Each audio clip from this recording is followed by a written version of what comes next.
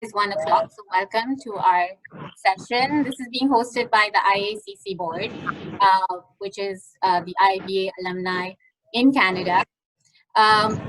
Due to the situation that we are in, we have actually started a web series because we are unfortunately not able to have physical events right now. So we are posting all our videos up on our YouTube channel.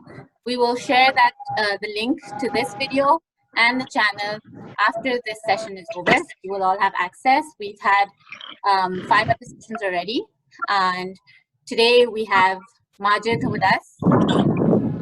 And I'm really looking forward to this session because this is something I've been wanting to do for a while. So I see people are coming on, so I'll wait a couple of minutes. We will have a poll in the middle just to see the background of where everyone is currently at in their work situation, and then we'll take it from there.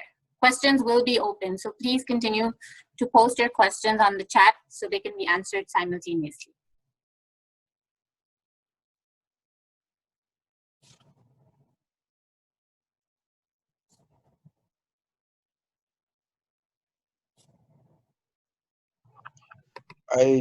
I'm not on the camera. I'm not in the shape to be on the camera.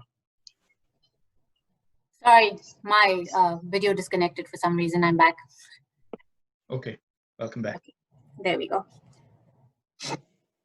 So I can see a lot of people online now slowly. So hello, welcome to our IACC session.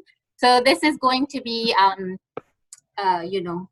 hosted by myself, Omama, and we have our speaker today, Majid Kazmi, who has taken out the time from his very busy schedule to be with us today and give us some really good insights into and just some motivational feedback of how we can advance our career in this time, maybe break into the market, or what we should really be looking at this point.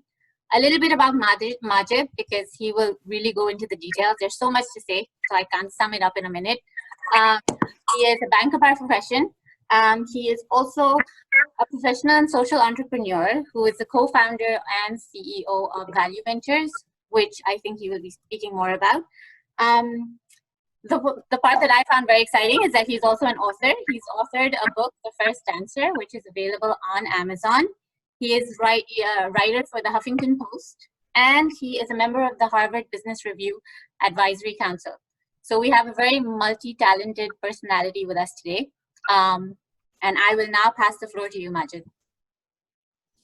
Thank you, Mama. Thank you, IB Alumni Canada Chapter. Thank you, everyone, for joining and taking the time out. Thank you for that lovely introduction. After hearing that, I can't wait to meet the guy myself.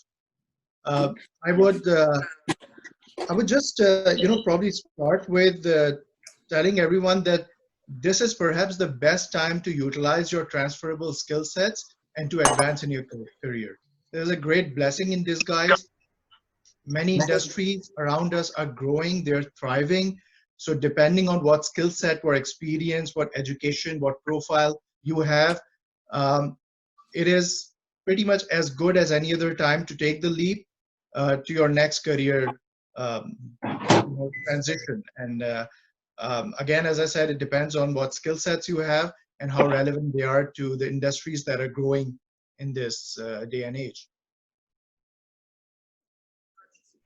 Sorry. Right. So, Majid, a little bit about your experience in Canada. I mean, you've been here, of course, many years, but how was it for you getting here and breaking in? So to say the least, it has been a very exhilarating, very eventful experience so far. I've been in Canada for almost 8 years now. I moved from Karachi, where I was working within the banking industry for a long time. I started out with working at the Karachi Stock Exchange in a hardcore technology role. And then I moved to corporate banking, to Pak Oman Investment Company, from where I led the mortgage portfolio for UBL, which at that point in time was the third largest bank in Pakistan, probably still is. And from there, I took a leap of faith. I switched to American Express during the time when it was being taken over by a local group, JS Group, and soon after it became JS Bank. So I spent around 6+ years at JS Bank. I was in line to be the youngest executive vice president 8 years ago when I decided to again take a leap of faith and move to Canada. So I came to Toronto in November of 2012, very hopeful. I mean, perhaps too hopeful, because I thought that I'd be served a job offer on a silver platter. That didn't happen for a good 4 to 5 months. So probably for the first couple of months, pretty much as like any newcomer, we were in the tourist mode. We were just going around sightseeing, looking at the sights and sounds of Toronto and the adjoining areas, and we loved it here. But soon the realization seeped in after a couple of months that we have to go out and look for work because our savings are depleting. So that was the time when I started applying online, because I didn't know any better way to search for jobs. So at one point in time, I was probably sending out 100 resumes per week and just churning out applications after applications. That for me didn't transpire for 4 to 5 months. And that was a very tough time.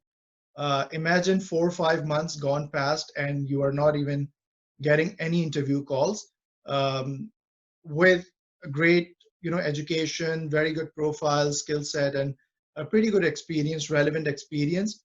But then getting to the interview was the real challenge. And that is when I started to go up the learning curve. There were a lot of things that I learned the hard way. The foremost among them was that you have to connect with real human beings face to face, in the good old days when you could actually meet people over coffee. And that's how my journey to networking started. I started learning the nuances and the ropes of networking. And in the process, I made some great connections. Many of the people that I connected with 8 years ago are still my friends. Although the objective was transitionary in nature, I just wanted to land a job in my field, something relevant, reasonably, good level.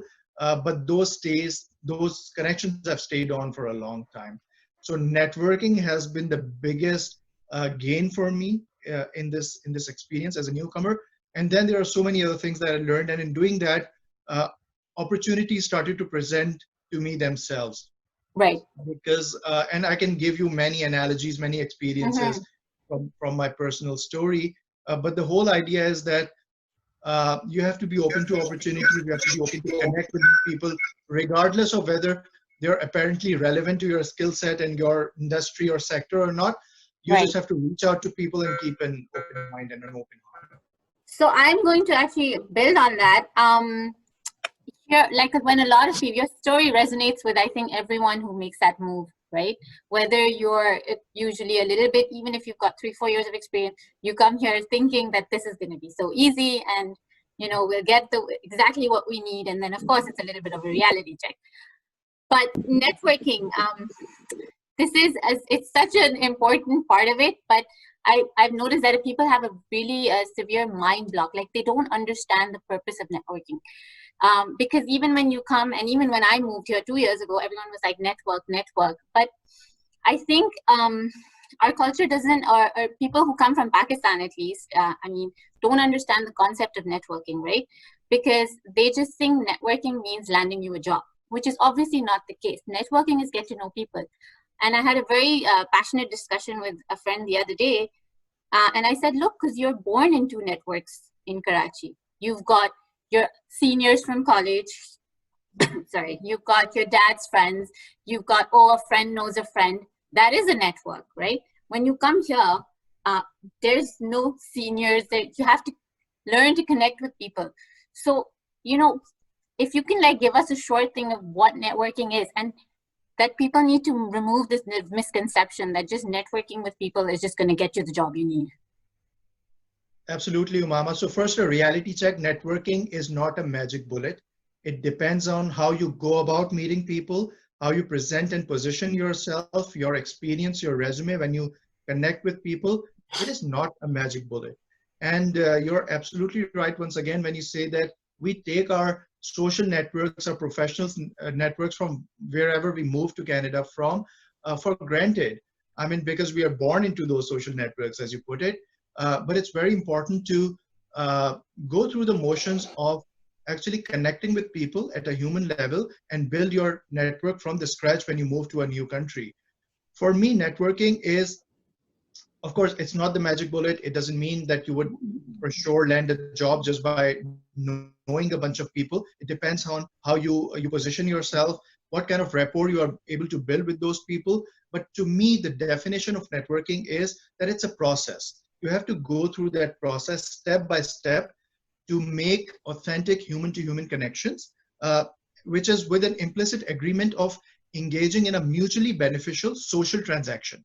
So sounds like a bit of terminologies, that ironically need definition, but being human to human is extremely important. Sounds like common sense, sounds intuitive, but make sure you don't sound like a robot when you connect with people. You have to sound authentic, genuine, and build a real human connection based on empathy, based on compassion and kindness, based on a spirit of volunteerism and a spirit of giving. That is absolutely important. When you connect with somebody, you cannot just write a message on LinkedIn saying, hey, I'm a newcomer to Canada and I saw your profile. I'm looking for a job. How can you help me? That is not the way it happens. You have to connect with the person at a personal level first before you're able to make an impact at a professional level. So being human is extremely important, and it comes with all those small nuances, from your voice intonations to your facial expressions to your body language to the way you dress. Everything counts. Secondly, for networking, what's important is it has to be mutually beneficial. It's always a two-way street. You cannot just ask for favors, because if, for example, I receive 20 messages on LinkedIn every day, I probably only have enough mind space and enough time during the day to be able to respond to top 2 messages from that list. And who would I pick? The ones that impress me the more. How and why would they be able to impress me? If they offer something to me in return. It is always an exchange of value, which brings us to the third point, that it's a social transaction. Much like any transaction, pretty much like a financial transaction, it's an exchange of value. In this case, it's an exchange of, it could be an exchange of time, it could be an exchange of expertise, of knowledge, of connections, it could be anything, but at the core of it, it is either an exchange of value at the present time or a promise of a future exchange of value. So when I'm writing a message to somebody on LinkedIn as a newcomer, I would say, rather than asking for a job, I would say, this is who I am, very briefly. This is what my profile, my skill set, my education, and my experience is. And this is how I believe I can add value to what you are doing or to what you are involved in, which takes a bit of research about the person you are trying to connect with. You have to know enough to present a value proposition to that person. So to sum up, networking is not a magic bullet. You have to present and position yourself to impress the person you're reaching out with. And it all depends on how good you are in these 3 aspects that I just spoke about. It has to be human, it has to be mutually beneficial, and it has to be a social transaction, which is an exchange of value. So building on both those points, now that we're stuck in this, social distancing coronavirus pandemic, and of course people are finding it hard to network because you can't just ask someone if they can grab a coffee or meet for lunch. So you are approaching them through LinkedIn, which is what you were saying. It's very important to make that first impression and not be like, hi, can you get me a job? Another thing that I'll just add to that is also persistency. Like I've noticed, if I get 5 messages, and even if I get time to, let's say, reply to 2, those will be the 2 who are asking, have taken, it's not just one-off message and then forget about it, right? There should be some persistency. And then we've got a question here. So Shabnam's asking, so do you think is LinkedIn still the primary platform for networking right now? In fact, more so right now. So the last time I checked, LinkedIn probably has 400 million users. This is by far the biggest online professional platform. Of course, you can't compare it with Facebook or Instagram because those are for different purposes. But LinkedIn is the biggest platform right now, and it's only growing. So again, this has been a great opportunity for LinkedIn and for people on LinkedIn, because Umaima, as you mentioned, we all receive emails, not just from newcomers, but from people who are looking for opportunities to break into new sectors or new industries or new professions.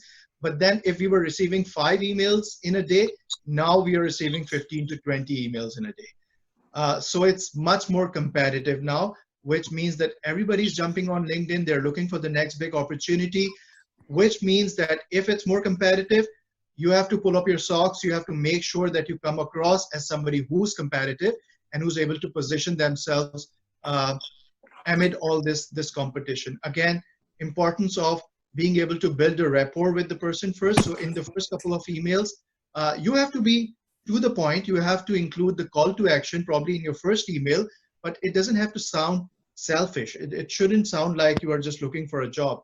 You have to focus on building a rapport at a personal level. I'll give you an example. When I was a newcomer, and I had recently learned the networking game. I was sending out emails on LinkedIn and other mediums.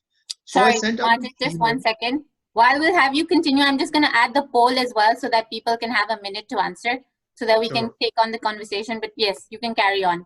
So I'm launching a poll for all our guests. Please, it's just a simple question. You just have to click on the status that it applies to you.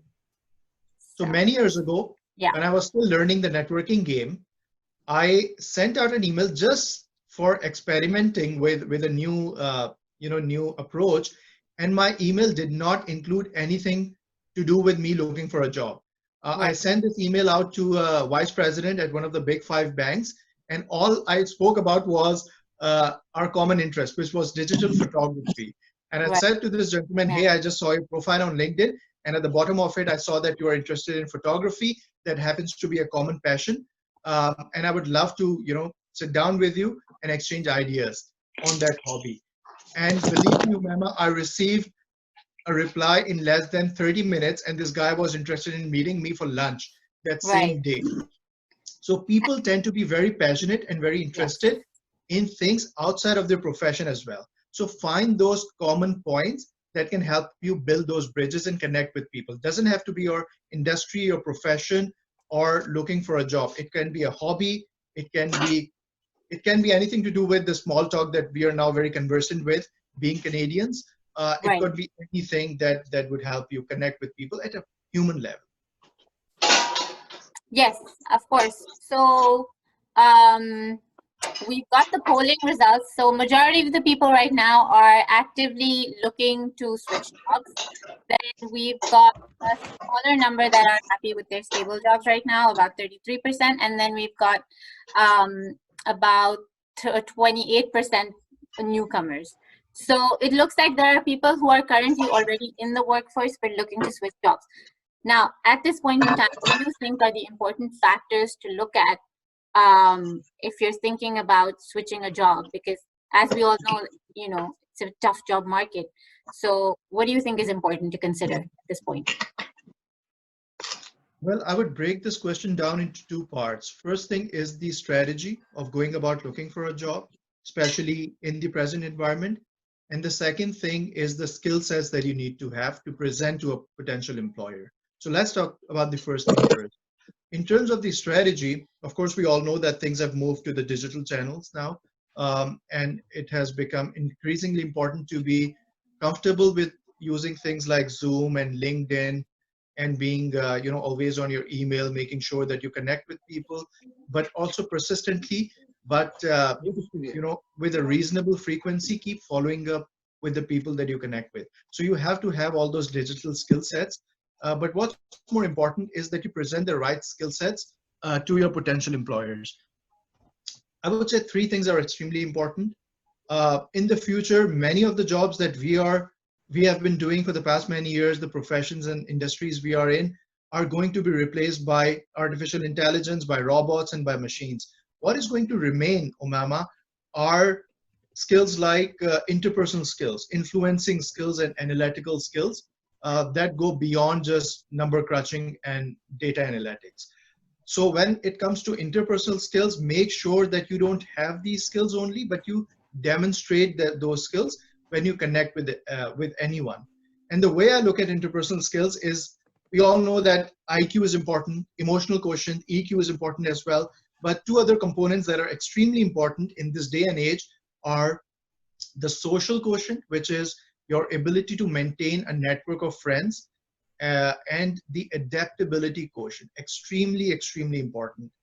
Change is the only constant right now. We should be able to be flexible enough to adapt to new modes of doing business, new ways of showing up for work, new ways of connecting with people and expanding our network, new ways of learning new skills, which is predominantly all driven by the digital economy. You have to be open-minded, you have to have empathy, and you have to be able to understand the need of others and not just be very selfish when you connect with people. So that is all part of adaptability quotient. And you have to focus on constant personal development. You have to have a growth mindset rather than a fixed mindset. Make sure that you learn 2, 3 new things every day. And again, as I said, make sure that you present them and you demonstrate those things when you reach out to anybody. I mean, things like being able to turn challenges into opportunities in tough times like the ones we are going through today are all part of your adaptability quotient. Secondly, you have to be analytical. And what is that? To me, that's critical thinking. You have to be able to ask the right questions. You have to be able to ask the why questions. I personally, I'm not too fond of yes men and people who are saying that whatever you want would be, it would be my honor to do it exactly the way you want. I love people in my team who ask the why question, who are purpose oriented, who go to the whole concept of why is it that we are doing something and be able to prioritize actions, decisions, and solving problems. There are an array of problems that we are going to solve, but you have to be able to identify the ones that are most important given the disparate data that you are presented with. You have to make sense of the data that you have. You have to find method in madness and find those priorities and be able to tell a story to the other person so that they can understand what that data actually means in human language. So you have to be analytical. Number 3, and lastly, very important, you have to have the right influencing skills. Again, something that robots and machines cannot do. You have to be good at storytelling. Again, you have to be a captivating speaker. You have to have a certain level of charisma to be able to influence people and affect the kind of decisions that you want them to take. If you focus on these 3 skill sets, being smart, having adaptability quotient, being analytical, having critical thinking, and having the right influencing skills, these are going to be all the more important in the times that we are moving towards. Yeah, and I completely agree. I think you've highlighted such an important point that people don't give as much importance to the EQ and the social quotient, because that's the one thing that machines cannot take over, right? And that's the one thing that builds contact. Now, I know that someone has a question. So Fatma, if you can just unmute yourself and please go ahead.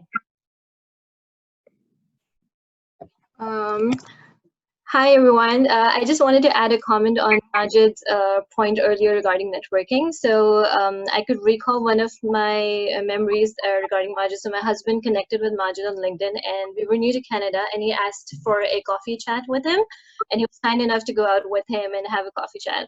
But I also wanted to add at this point that if someone today is going to ask me, let's say on LinkedIn, that, hello, would you like to have a coffee conversation with me? So being from a conservative background, for most of the female ladies, I would say that our first reply would be no.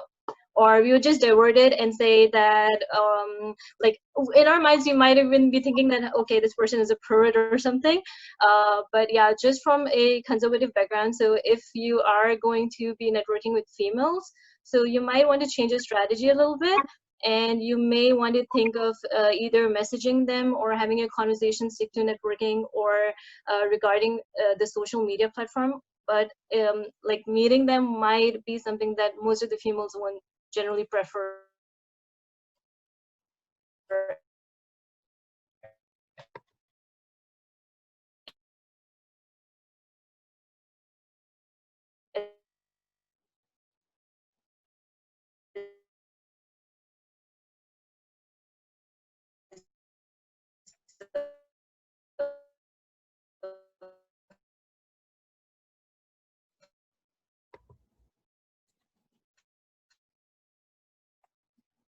Them sharing my own experience, and people have loved that. So I was able to save the commute time having to go to Tim Hortons, even if it takes only a few minutes.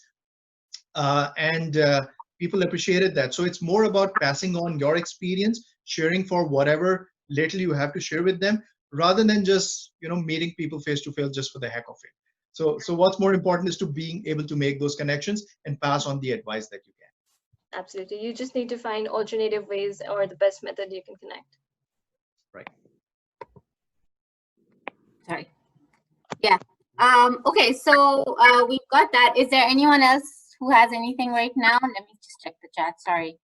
I have. Can I? Yeah. Please go ahead. So my first 15 seconds is to thank Majid for all the help and support you provided to IICC. He used to volunteer with us when we were directors, and a very, very, very enthusiastic volunteer. And we've been friends since then. So my question right now is, I have this problem, usually have this problem. I'm very outspoken in my company. And because of my outspokenness, I like to talk straight. I'm not a yes man, as you said. And sometimes, when I'm talking straight, my emotional quotient goes south. And, and that, it causes, a heartburn to a lot of other people. But I do like to talk straight. I don't like to, just say yes for the sake of yes. If I don't agree with something, I still, say it out loud that I disagree with it. And if I find something going, wrong, I will, highlight it, even if it's not liked by a number of people. And that, of course, that does not help me in building good relationships with everyone. I mean, I do have a very good I do have very good relationships with most of the people, but not with everyone. How do you deal with these kinds of situations? And this is all part of networking, because relationship building is part of a networking exercise. So Mohammed Ali, that's again a real problem, a very real problem that people go through. I've had many people that I've helped over time who have had same problem, and that has to do with the background that we come to Canada from. So, for example, in countries like India, Pakistan, even in Middle East, we have a very direct way of communicating with people, and there's nothing wrong with that. It's not a lack of communication skills. It's just a different way of talking to people, and that strategy works perfectly fine in those countries. I didn't really have to struggle much because I had experience working with multinational organizations and traveling around the world to deal with different people from different backgrounds and cultures.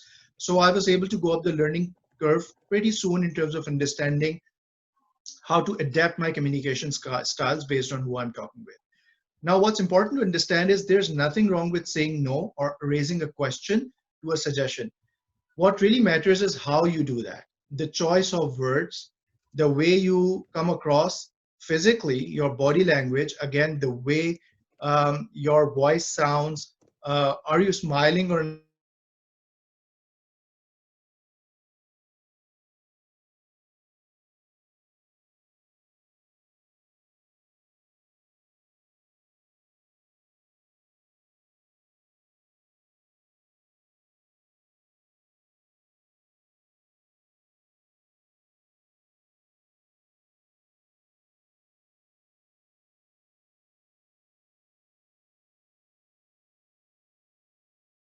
always say, Majid, that's a great start, but I would suggest you do these two things to make it even better.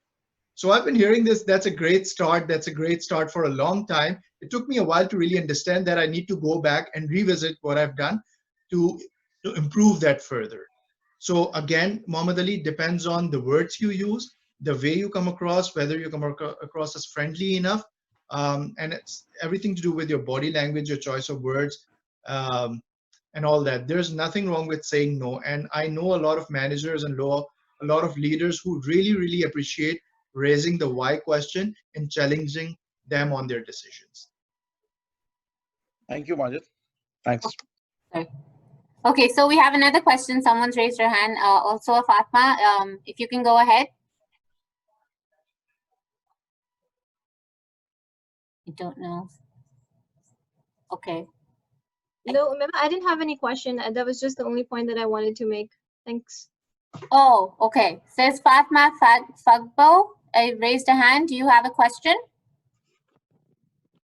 Okay, so we'll just carry on. Majid, actually, just again getting back, for newcomers, especially at this point, volunteering is an aspect that they should maybe look into, right? Why do you think that's important? Because a lot of people, again, they don't want to work for free. But I mean, we all know why that is such an essential part, especially when you're coming to Canada and just getting that experience or that work, history on your CV. So if you can just talk a little bit about that.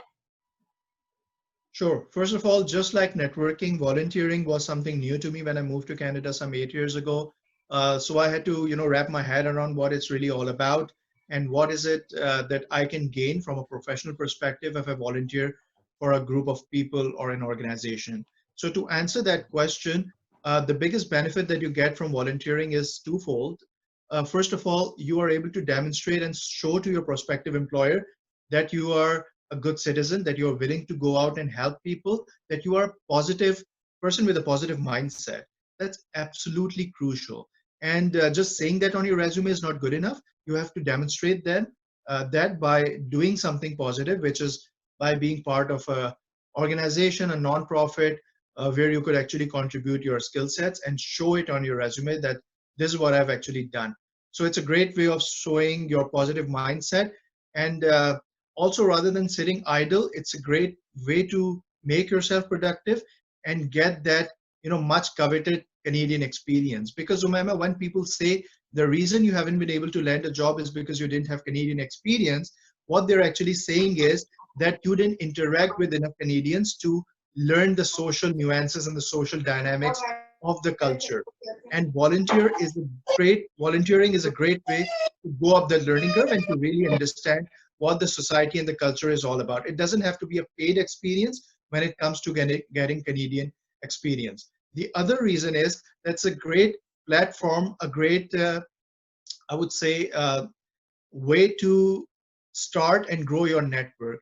When you are net new in Canada, when you don't even know the first person to connect with, you go out and volunteer with a bunch of people so that your network of connections can start somewhere. You have to start somewhere. And the beauty of networking is that when you know the first person, if you're able to build a good enough rapport with them, build an impression, they would be happy to connect you with two more people. And that's how your network would exponentially grow.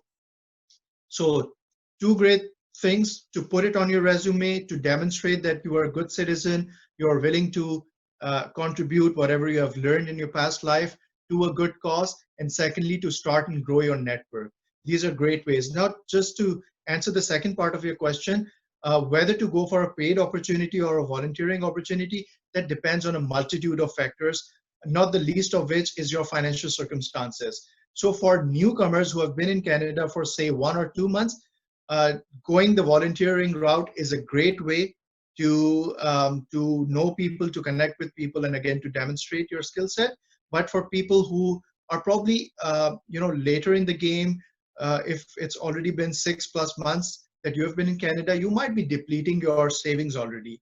So I think it's more important to focus some paid jobs and look at networking, look at volunteering opportunities only as a fallback plan. I would still say don't stop applying for volunteering opportunities, but depending on where you are in the game, focus on paid opportunities first. So it depends on a lot of personal factors.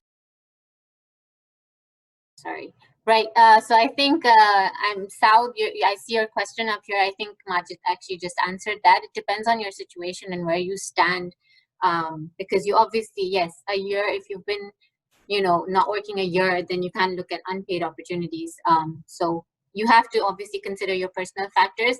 Zishan had a question actually. So Zishan, I'm going to give it to you now for your question. Assalamu alaikum, Majid. Thank you for being here and supporting IACC. I had this, you spoke about increasing your network. How to network after this after we get normalized? Because as the situation, it seems that this would be a new normal and people would avoid going to coffees with newer people like us or newer immigrants. Additionally, you also spoke about uh, moving towards data analytics positions, because that will those positions would overtake traditional roles. How would one go about that, and how to switch careers? I think the two questions, and they're pretty. If you could please give me some insights into. So before Zishan, I jump into the question that you have put forth, which is how to go about networking, which is, by the way, a great question. And again, it's the chicken and egg story. Where to start networking when I don't even have that first connection or critical mass of people that I know from where I could expand my network? So a great question. But before I jump into that question, there are two things that we need to understand about being ready for networking. So even before you go out and meet the first person, whether physically or online, you have to make sure that you have the right mindset. You understand that important. These fleeting specks of time, this evanescent moments that we so often tend to undermine are extremely important. In my book, I think it's the last chapter, where I say that moments is the stuff opportunities are made of. And that's so true. These coffee chats, these phone calls, these handshakes that we undermine and underscore are so important. These can be life changers. So we have to have the right mindset when we go out to meet people, whether online or in the real world. And we have to be hopeful. I've met so many people who said, Majid, you recommended that I connect with a doctor or somebody in the engineering profession. What would I gain out of that? I am in the insurance industry. So my reply to them, Zishan, is that you don't know who that person's neighbor is. You don't know who that person's spouse is. You don't know who their cousins are. You only stand to gain something when you connect with people and build that personal rapport that I keep talking about. Because I've had so many experiences, including the way I landed my first job in Canada, that emanated out of that small moment, because I was open to meet with somebody who apparently was not relevant to my profession. So I'll just take one more minute to tell you how it actually transpired in my case. I love to tell people that the way I landed my first job at CIBC was because I presented myself in the right light to my potential employer. And to be very frank, that's the way it actually happened. It was a 5-minute conversation, at the end of which the senior director that I met at a networking event asked me for a copy of my resume. Lo and behold, I got my first interview call after having been in Canada for 6 months, right after that conversation, the very next morning. But the way I got those 5 minutes with the senior director is where the fun is. A couple of months ago, my wife reached out to a lady in our neighborhood. We had moved recently to Toronto. We had rented a small 2-bedroom apartment. So my wife was going about meeting the neighbors, and she knocked on the door of this very nice lady, an elderly lady that we went and met later on. And she helped us connect with somebody who happened to be a settlement worker. He used to probably sit for 1 day every week at a public school. So this lady recommended that we reach out to that person. And these people are on the payroll of the Ontario government. They're called settlement worker. So their overarching role is to help newcomers in Canada settle in. We went there, we met that person. He recommended that I reach out to an instructor at a bridging program. So at Access Employment, there was this 1 month bridging program happening.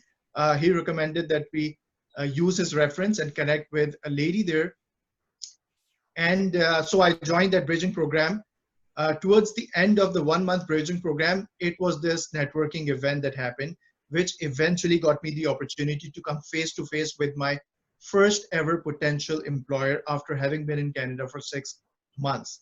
So the way it materialized for me was from first connection to the second, to the third, to the eventual one in a matter of a couple of months that eventually helped me land my first job. That, Zishan, is the beauty of networking.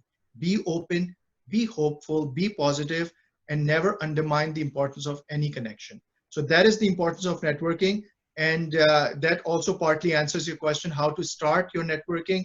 Just to give you another analogy from my personal experience, I have literally made connections standing with on bus stops. And that has resulted in interview calls for me. So again, a couple of months in as a newcomer, and I met this person at a bus stop. We exchanged numbers. He was a chartered accountant. It transpired that he was actually going for an interview call, and he wasn't too impressed with the job offer that he received. So he recommended that I show up for an interview. Again, within a couple of weeks, I got a call from this organization, and they called me up for an interview just because I connected with that person for a couple of minutes on a bus stop, standing at a bus stop. The second thing, apart from the importance of moments and not undermining any connection, the second thing is the importance of personal branding. Even before you are able to start the networking game, you have to make sure that you have a solid personal brand, both offline and online. And again, Umama, to your last question about volunteering, that's one of the great opportunities that you can leverage to build your personal brand.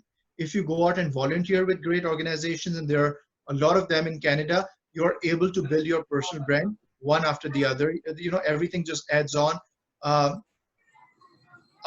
the reason I was able to land my first board opportunity was because I had a coffee chat with somebody some 7 years ago. He asked me to connect with somebody. She said, "Why don't you apply for this board opportunity?" And again, it happened in a matter of a couple of weeks. So the reason it happened was because I already had a very strong personal brand online. Because everybody Googles everyone. When you reach out to somebody with an intent of finding work in your profession, make sure that you appear as somebody who deserves that position, because that person you are reaching out with for sure will look you up on LinkedIn, will Google you, and everything will be right in front of them. So first of all, you have to prep up, you have to prepare enough so that when you send out that first email and the person goes online and checks you out, you have to look authentic enough, you have to look impressive enough.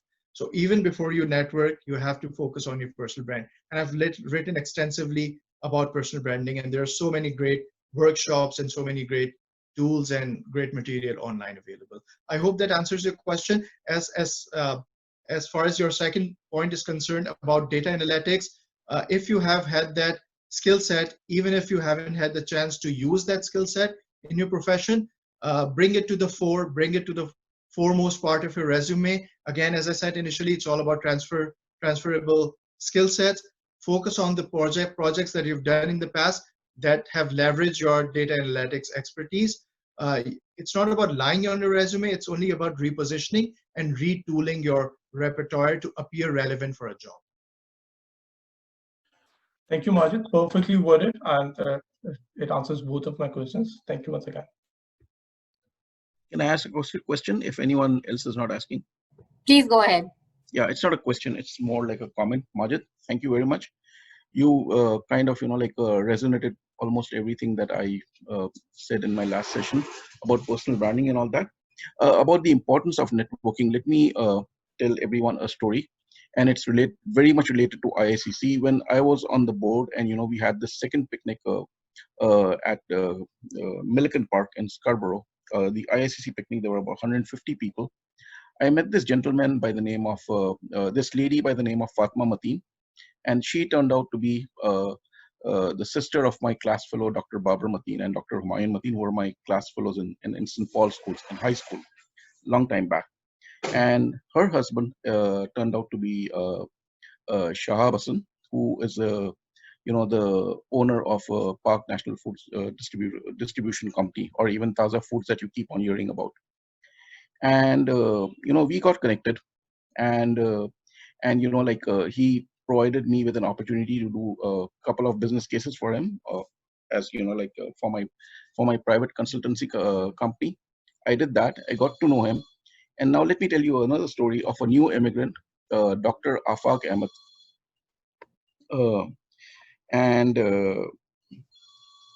Dr. Afaq. And he is a medical doctor. And when he came to Canada in his 50s with his family, he was struggling, to find a job.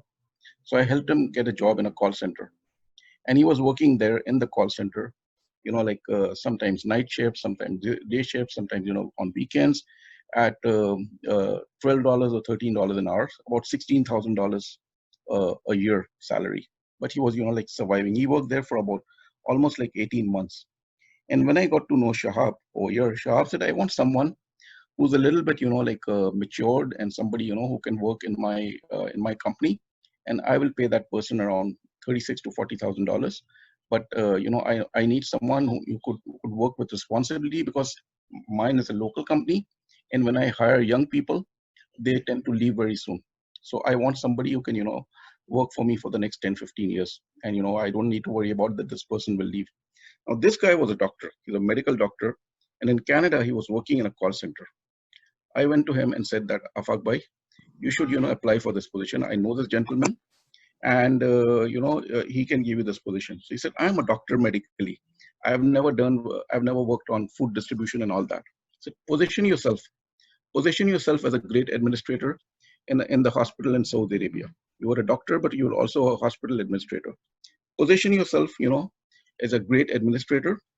Position yourself as a great customer services rep. You've been working in that call center for the last 16, 18 months, and you acquired all these skill sets. Yes, you are a doctor by qualifications, but you also acquired all these different kinds of management skills and, customer services skills, and position yourself in that manner, and then, present your resume, and when you go to the interview and talk about it. He got that offer. From $16,000, he was able to get a job for $40,000. And now he's living a more comfortable life. As a doctor, he will never get a job in his own field in Canada. That's very, very, very difficult, almost impossible. And he's been, working with Shahab for the last, I think, 7, 8 years now. And he's very successfully working over there. Do you know who this Dr. Afaq is? He is the brother of Dr. Ishrat Hussain, the Dean and Director of IBA. So, Saga Bhai, Chota Bhai. And so I'm just making those connections. How networking helps. Right. Doctor, distribution company, call center. And, the younger brother of Dr. Ishrat Hussain, the former Dean and Director. And, how this networking helps and how kadi se kadi milti hai. So IICC is a great platform for, building up your networks. Please connect with all the members on IICC. And, you'll meet people like Majid Kazmi and a lot of other good people over here who would be more than helpful to help you out and guide you in your transitions if you're a newcomer, and even if you're looking for new jobs. And even people like me, senior people like me who've been working for a company for more than 18 years, layoffs and all restructurings and layoffs and these things, they keep on happening all the time. And who knows, I may be looking for a job, in a few months, and, I need the network to, help me find another position in another company. So please understand the importance of networking. Please understand the importance of personal branding and how you position yourself. My just 2 cents to add. Mohammed Ali, very quickly to add just a one-liner to that. Unless you are reaching out to an angel, it is very important that you are worth that person's time. What I mean by that is, you have to work in the background. You have to do your own homework before you come across as impressive enough. You really have to be smart, perceptive, and discerning to be able to impress somebody in Canada. It doesn't happen by chance. Yeah. It's not, again, in my initial conversation when I said networking isn't a magic bullet, what I mean by that is people like me and yourself, Muhammad Ali, we received a plethora of emails on a daily basis. We only have limited amount of time in a day. Absolutely. Just by virtue of somebody reaching out to me, I wouldn't jump on that opportunity to help that person out. It has to be worth it. And the only way it would be worth it is if you have an immaculate brand online, a great LinkedIn profile, and your email really makes sense, so that I know that if I hire that person, you would really be able to contribute something positive to my business. So before you jump on the prospects and the promise of networking, you have to be prepared for that.